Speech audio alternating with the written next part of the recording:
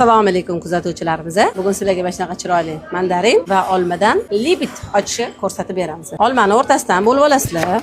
O'rtasidan yana ozginasini olib qolasiz, chunki bundan biz bosh qism yasaymiz. O'rtasidan sal yorida olasizlar. O'rtani olmanglar. Chunki qanotchalarini chiqazib olishimiz kerak. Bunda chiqazib olamiz. Onsoroq bo'lish uchun bitta yog'iga bitta bu yoq qismidan turamiz.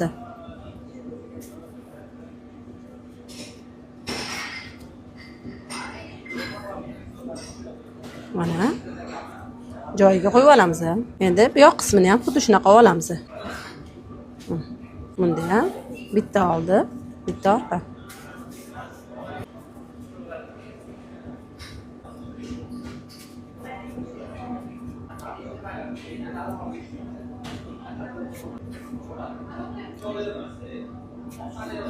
Bunisini ham joyiga o'rnatib olamiz, bir xilda qilib. Endi olmani bu qismini shunda olib tashlaymiz. Pichoqni bu qismini ham olamiz. Kuchliroq bo'lsa chiroyliroq chiqadi. Shunda olib, bunda pichoqda aylantiramiz. Mana shunaqa holat bo'ladi. Olmani ichidagi urug'ini ko'z holatida foydalanamiz. Tashlab yuborsizlar, shundan foydalanamiz. Ko'zlarimizni qotirib olamiz. Bizga zubachistка kerak bo'ladi. Mana shunaqa joyiga olmalarimizni urug'ini qotirib olamiz. Ozgina o'yib tashlab, shunaqa qilib qotirib olamiz. Bu narsani mana mash qismini ochib turib, cho'tga qotiramiz. Ichidan sal o'yib olib tashlaysizlar. Shu qismni joylashimiz uchun qattiqroq, yaxshiroq turadi shunda. Qo'yib olamiz. Zubachistkani chetib olamiz. Buni qotirib olamiz mana. Endi bu gullarimiz bo'lsa, bunaqa qilib ochib olamiz mana. Chiroyli qilib, mana shunaqa qilib kiyimda qo'yib qo'yamiz. Bu yoq tarafini ham xuddi shunaqa ochamiz. Xuddi shunaqa ochamiz. Ikki tarafini ham bir xil qilib. Libitimiz ham tayyor. Oqishimizni qo'yib turamiz. Endi ikkinchi ko'rinish ko'rsatib beramiz sizlarga. Unisi apelsindan.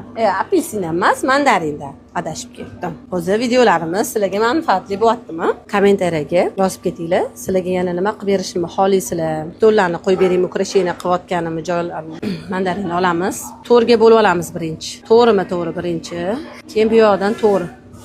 Men oxirigacha olib boryapman. Endi buni ham o'rtasidan olib boramiz. Xuddi shunaqa 8 ta bo'ladi. Endi buni xohlasanglar pichoq, xohlasanglar qo'l yordamida bunaqa qilib ochib chiqasizlar. Har birini bunday ochib olasizlar. Bir tekisa qilib, chiroyli qilib ochib olamiz. Buni bolalarimizni hosil bayramiga, bog'chalarga, maktablarga so'rashadi-ku. Ukrasheniya qilib kelinglar, nimadirlardan deyshadi-yu. Ana shunaqada qilsanglar ham rosa chiroyli chiqadi. Mana shunaqa uchini ichkariga qayirib